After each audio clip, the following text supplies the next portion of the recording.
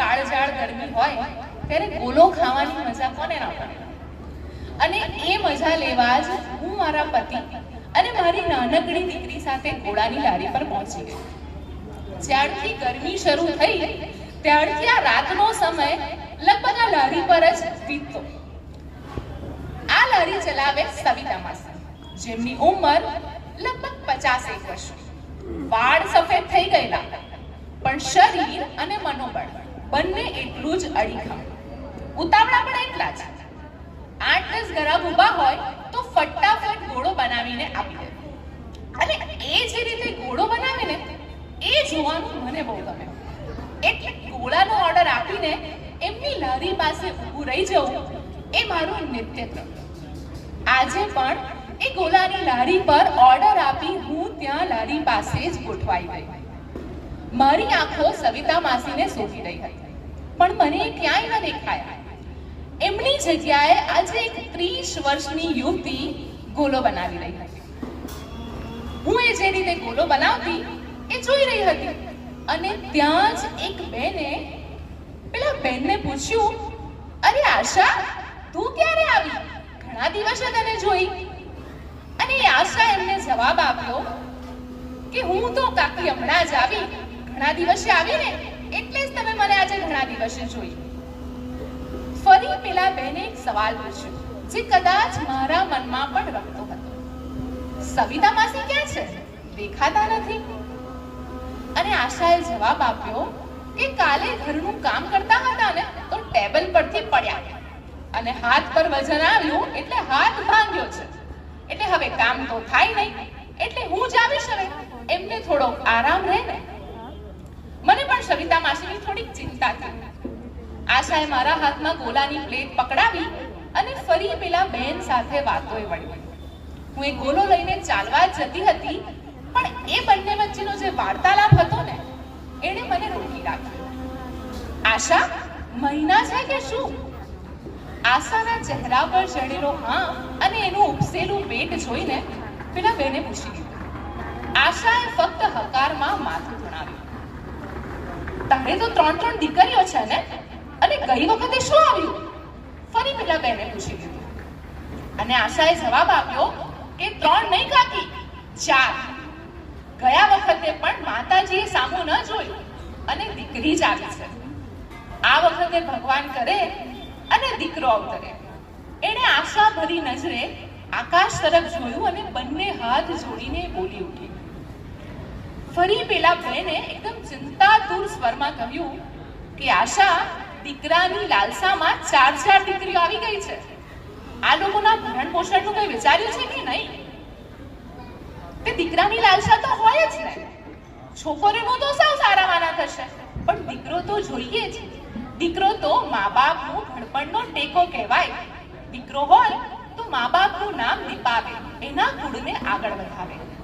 આશા એકદમ ગર્વભેર જવાબ આપ્યો અને પેલા બેને પણ એના જવાબમાં સુરપુર આવ્યો.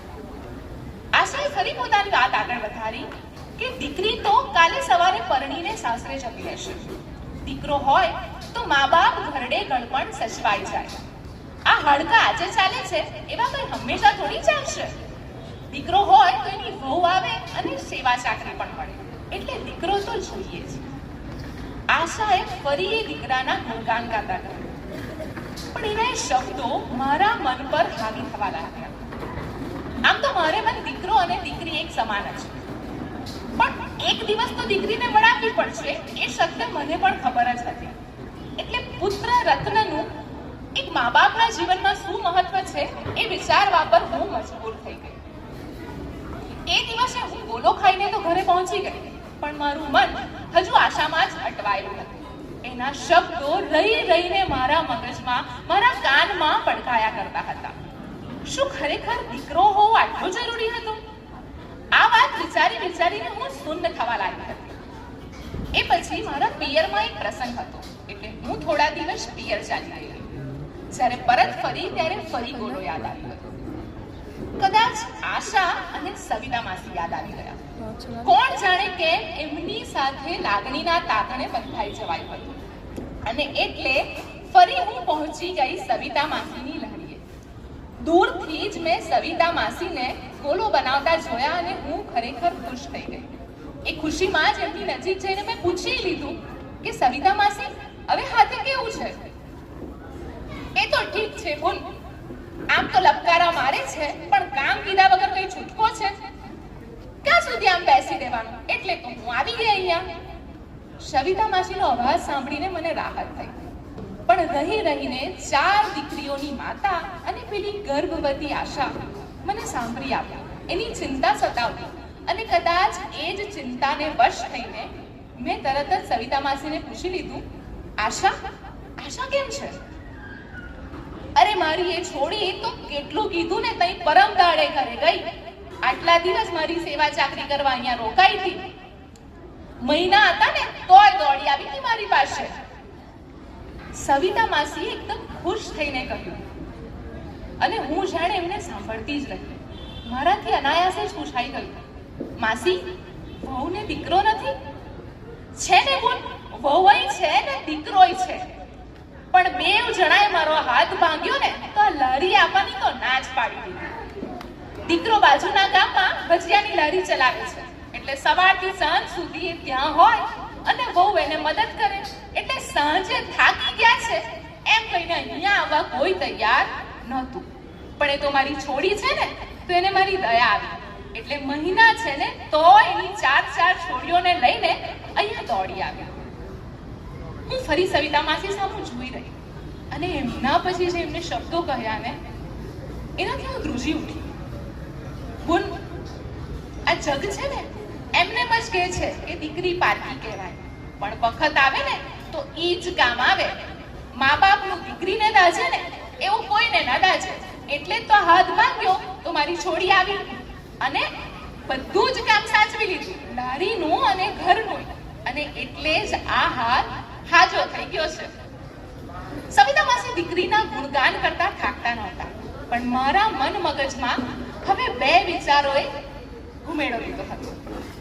એક આશાના દીકરાના ગુણગાન કરતા વિચારો સામે સવિતા માસીના વિચારો વિરોધાભાસ દર્શાવી રહ્યા હતા, એને પડકાર આપી રહ્યા હતા.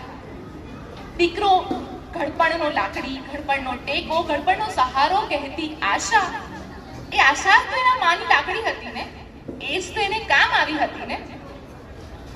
અને ખરેખર થોડા દિવસ પહેલા 4 દીકરીની માતા આશાને હું કમનસીબ સમજતી હતી. આજે મને એના નસીબ પર જાણે ઈર્ષા થઈ આવી, કારણ કે એની પાસે એના ઘડપણના ટેકા માટે એક નહીં 4 દીકરીઓ હતી. એ દિવસે હું હાશકારા સાથે ઘરે પરત ફરી અને થોડું પોતાના ભાગ્યને પણ હું ભાગ્યશાળી માનવા લાગી, કારણ કે મારે ઘરે પણ એક ઘડપણના ટેકા જેવી દીકરી હતી. Thank you.